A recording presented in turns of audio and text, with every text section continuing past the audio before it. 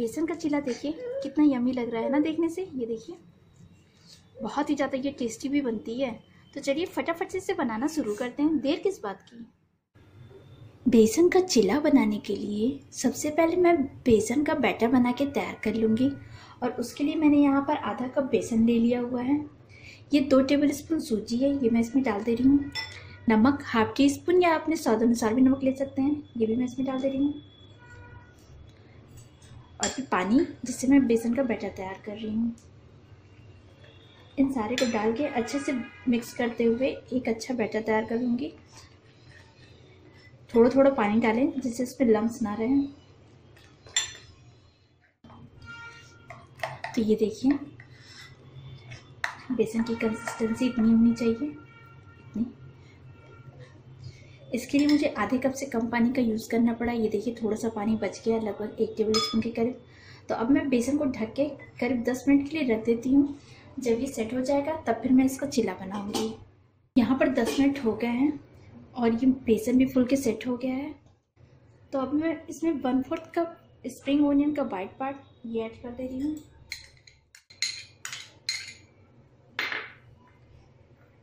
1/4 cup spring onion का green, 1 टमाटर जिसे मैंने बारीक काट लिया है ये भी डाल दे रही हूँ। 2 बारीक कटी हुई हरी मिर्च ये भी डाल दे रही हूँ। 1/4 टीस्पून हल्दी पाउडर और ये ½ टी स्पून धनिया पाउडर।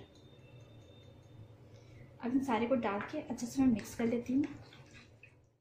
ये सारी चीज़ों को मैंने अच्छी तरीके से मिक्स कर लिया है। तो अब मैं इसे पकाकर तैयार कर लेती हूँ। तो यहाँ पर मैंने एक पैन रख दिया है गर्म होने के लिए। पैन गर्म हो गई है। अब मैं इसमें ऑयल डाल दे रही हूँ। इसमें ऑयल का बहुत ज़्यादा यूज़ नहीं होता है।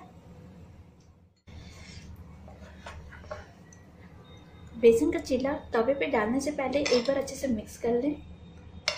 उसके बाद एक तरफ से उठा के बीच में से करके और किनारों पे हल्का सा फैला दें। ये आप अपने पसंद से जितना बड़ा जितना छोटा आपको बनाना है उतना बैटर आप डाल सकते हैं। ऐसे बहुत पतला नहीं करना है, तो थोड़ा सा मोटा ही रहने दीजिए इसे। गैस का फ्लेम लो मीडियम पर कर दें।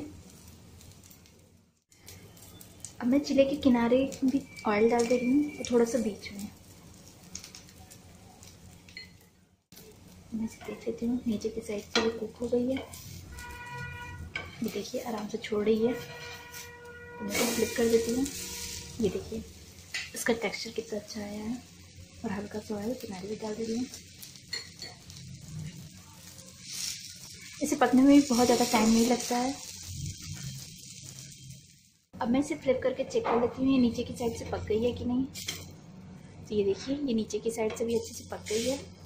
तब मैं इसे निकाल लेती हूँ और इसी तरह मैं बाकी की चीज़ें भी बना लेती हूँ। ये देखिए लाजवाब सा बेसन का चीला बनकर तैयार हो गया है। तो आप इसे ट्राई कीजिए। रेसिपी पसंद आए तो हमेशा की तरह प्लीज़ अपने वीडियो को लाइक और चैनल को सब्सक्राइब करना बिल्कुल भी मत भूलिएगा।